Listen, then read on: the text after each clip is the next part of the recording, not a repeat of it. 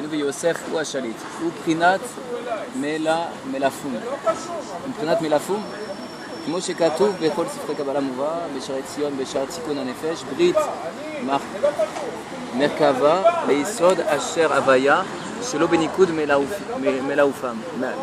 מלאפום.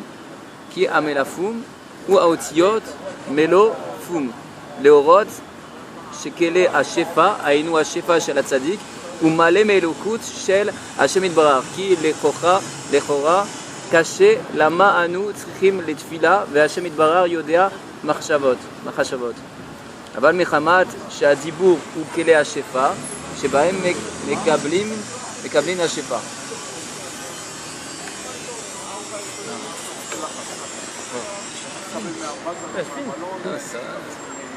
Il y a un contre-jour là avec le soleil derrière. Rien. Alors ici il te dit comme ça. Alors le texte. Au Verchina Azot, et cet aspect-là, Aïnou Yosef ou Shalit, donc Yosef c'est lui le Shalit, le dirigeant, d'accord. Ou Berchinat, ça c'est l'aspect de Melafoum. Melafoum, ce qui veut dire c'est l'aspect de la bouche remplie. Poum, on dit c'est poumé. Poumé c'est la ligne de la bouche. Et Melopoum c'est la bouche remplie. Petar Pira, il y a dans le Teilim, je crois qu'on lit le jeudi matin, là-bas ou le lundi matin, il te dit Yefenov Mesos Kolares, là-bas il te dit Petar Pira va Amaleu, ou bien un truc comme ça, ce qui veut dire juste parle à Hachem et moi je vais la remplir. C'est l'union de Melopoum, de l'Aïd Bodedut. Comme c'est marqué dans tous les Sifrei Kabbalah, et c'est marqué aussi dans Sha'ar Etzion du Harizal et dans le Sha'ar Tikkun HaNefesh, du Sha'ar Etzion, Bechinat Merkava la Yesod. Donc en fait il te dit quelque chose que c'est dur à comprendre, on va essayer de revenir là-dessus. Donc cet aspect-là, l'aspect que le tzaddik il illumine dans toutes les branches par la voix de Yehuda, il te dit que ça c'est l'aspect de la bouche remplie. Bon, jusqu'à là c'est très clair. Comme c'est marqué dans les Sifrei Kabbalah, la Bérite est une Merkava pour le Yesod. Alors maintenant, ça c'est une bonne question, parce qu'il te dit la Bérite en quelque sorte, on parle vraiment de la Brite naturellement, parce que c'est marqué dans le Zohar, En Tzadik Ela Man Denatir Brit. Le Tzadik n'est appelé Tzadik que parce qu'il garde le Brit, sinon il n'est pas appelé Tzadik. Donc, le Brit, Gashmi, si on le garde, ça devient une Merkava pour incarner la Séphira de Yesod. Donc la Séphira de Yesod, elle peut seulement s'incarner chez l'homme si son Brit est rectifié. Asher Havaya Shelo Benikud Melapoum. Parce que Melapoum, c'est comme on écrit le Yud Kevavke. Vous voyez dans les Sidorim, on écrit avec le Tséré, et après tu as le Patar, et ici tu as le. Comment tu appelles ce point? Le petit point. Nekuda. Ouais, Nekuda. Anyway, Nekuda, je sais pas comment on appelle ça, mais ici il te dit Melapoum, ça c'est les Nekuda de Yud Kevavke. Et cette Nekuda là, c'est la Nekuda de Yesod. C'est pour ça qu'en réalité, dans tous les